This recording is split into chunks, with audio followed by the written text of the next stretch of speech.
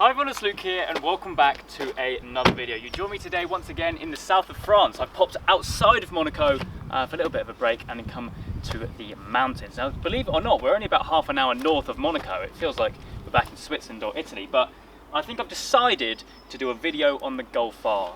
More specifically a review. Now I've had the car now for about 5 or 6 months. I've done about 5,000 miles. Noticeably 1,500 of those have been this week alone because obviously we're halfway through the European road trip. But yeah, we're down in the south of France where this car it comes into its own, so I thought it's the perfect time to do the review.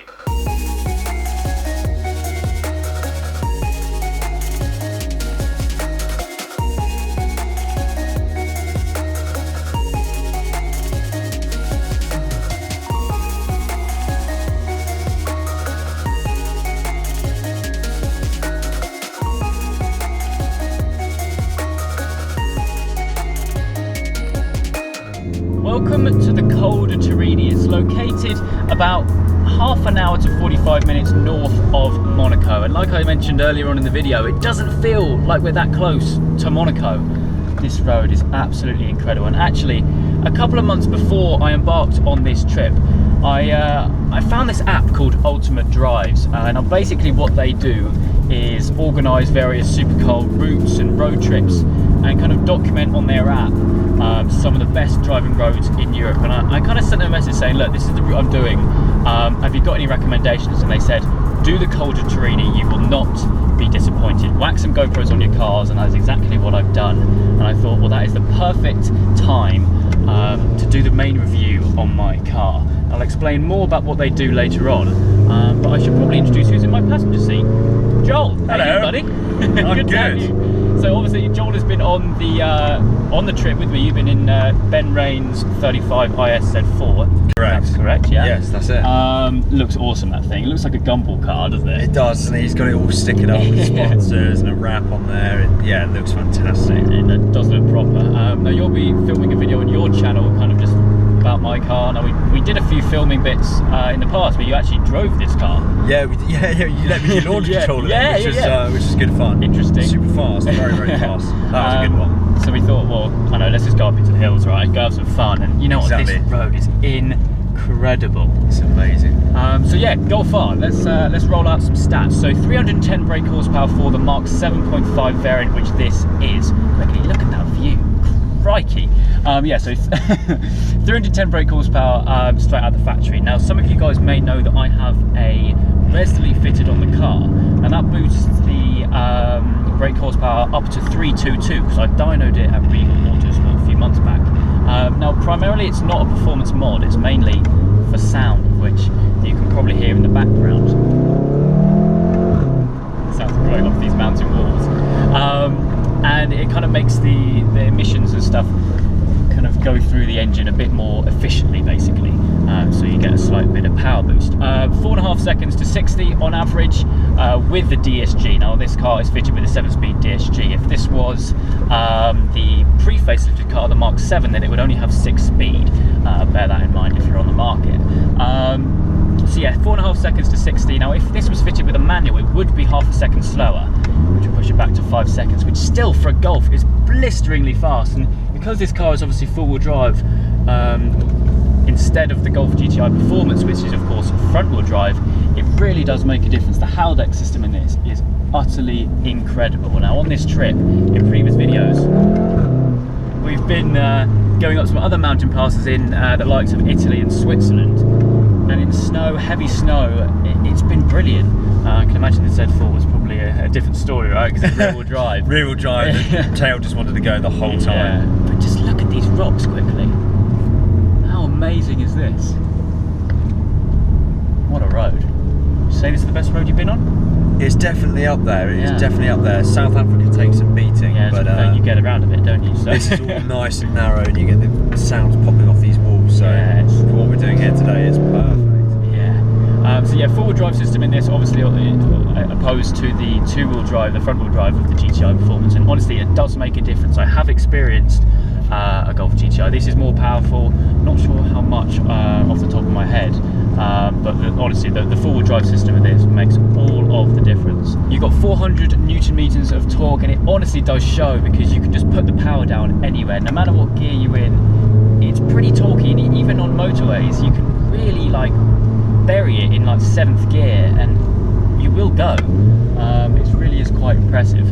Now, actually, whilst we're talking about motorways, let's talk about the kind of usability of this car. Inside, this car is actually got quite a standard interior, and I'll run through that a little bit later on. But I'd say for a hot hatch, with this, which this definitely is, I think personally it's one of the most dailyable, usable hot hatches. I mean, you can get the cars, the likes of the Focus RS, the Civic Type R.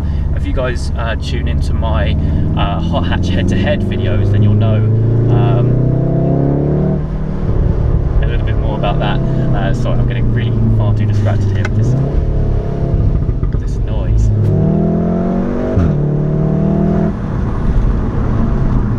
Brakes. Brakes are very good. That's another thing you can say, Luke. Yeah, well, that was a good test, wasn't it? Honestly, on this road, it just comes alive. You can really chuck it into the corners. Now, even though it is four-wheel drive, not rear-wheel drive, you don't lose the back end, but when you really are pushing it, you do get a little bit of understeer, which is expected for a four-wheel drive car, really. But generally speaking, it handles pretty damn well. This is one of the first times which I've really pushed the car, and on these switchbacks, it's honestly breathtaking.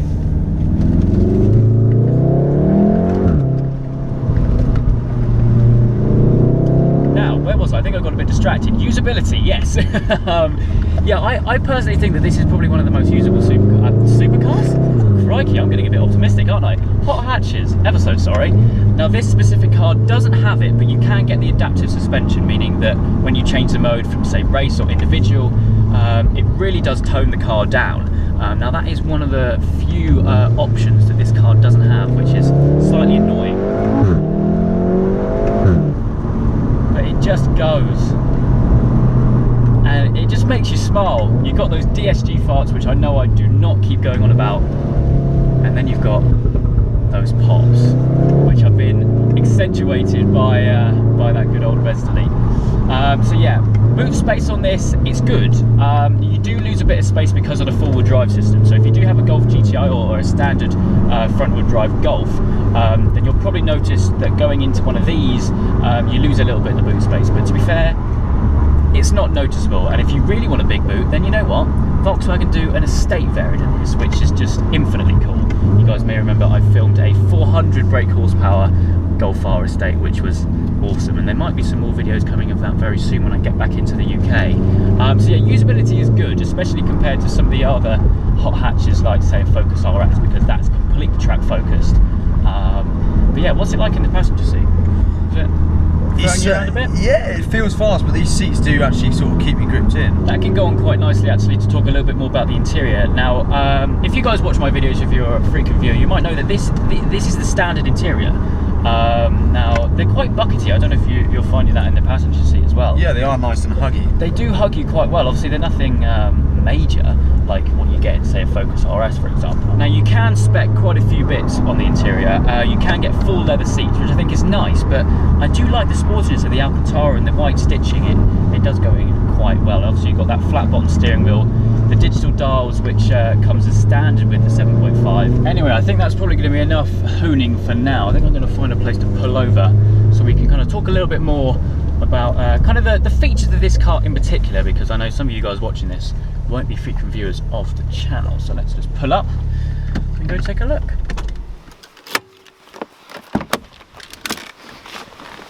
So there we are then, my very bright green Golf R. Now, I understand that the majority of people watching this who aren't familiar with my channel are probably thinking, oh my god, what is that?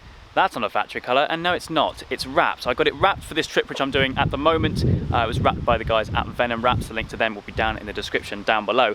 Underneath, it's lapis blue, a very traditional and very popular Golf R colour, arguably the best colour, if I do say so myself. We've got the 19-inch gloss black Pretorias underneath all that brake dust at the moment.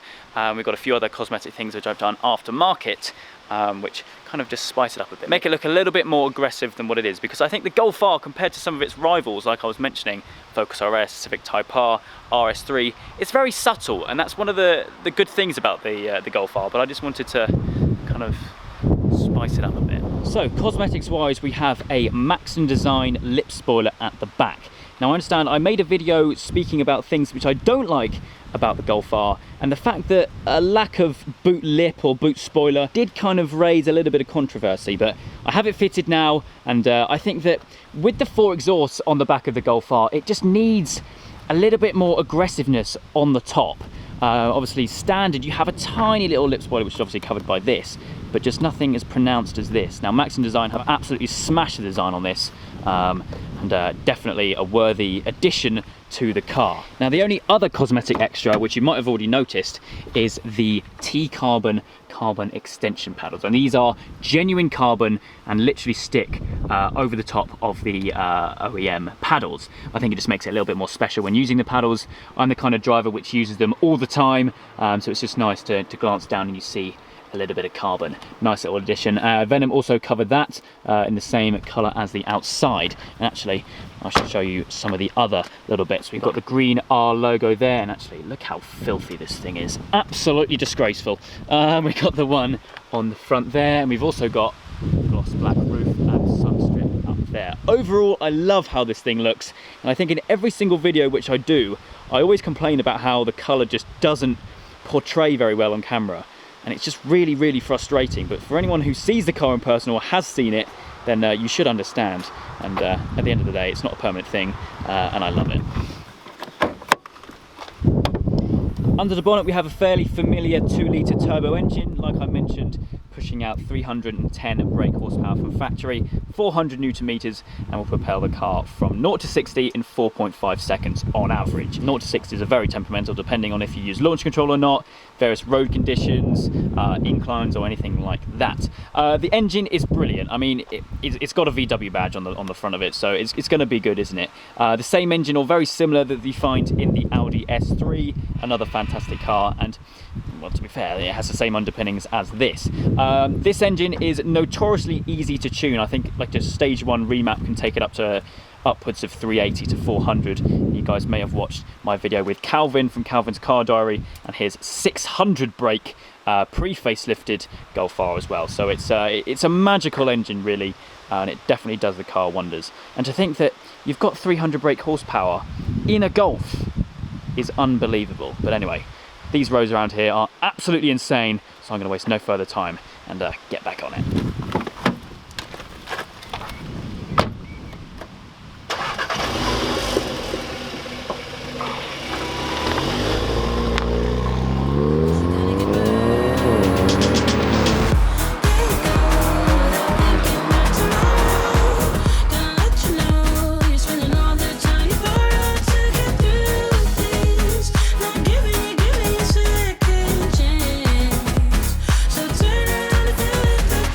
This road genuinely is breathtaking. The Col De Turini, if you're ever in the south of France or just anywhere, just come here. If it means a 1,000-mile detour, then do it. It's breathtaking. It's about what, 50 miles, 50 kilometers long, I think it is. Like you said off camera then, what are we, 900 just past meters? the sign that said I think 900 meters, and we're still sort of going up. Still climbing as well. But just some of the sections where you get all this jaggedy rock and everything, it's awesome. Now at this point I will say there is a link down in the description down below, so you can download the Ultimate Drives app, so you can find some roads hopefully near you, because man, this is awesome. I'm going to definitely be having a little search for my route home, see if I can make any little detours to any other roads like this, because this is awesome. Like I mentioned a little bit earlier on in the video, basically what Ultimate Drives do is they not only organise various kind of road trips with some supercars or any type of cars really around Europe, but they also have an app which I just mentioned, which people can drive roads like this and kind of share them and share their experiences. And it means for people like me, you can kind of have a search on the app and say, look, this is my route that I'm doing around Europe, what is near me, what can I do? And that's essentially what I've done, and I am pretty happy that I have, because this road is breathtaking. I mean, look at this bit here. We're literally going through the mountains, a little tunnel. How awesome is this? It's every corner. So cool. So yeah, like I mentioned, there'll be a link down in the description down below, so you can go download the Ultimate Drives app. It's completely free, so you've got nothing to lose. And I can safely say that I'll definitely be using it for future road trips, because no matter where I'm going, I'm going to be looking for roads like this. But anyway, I think that's going to round today's video up here.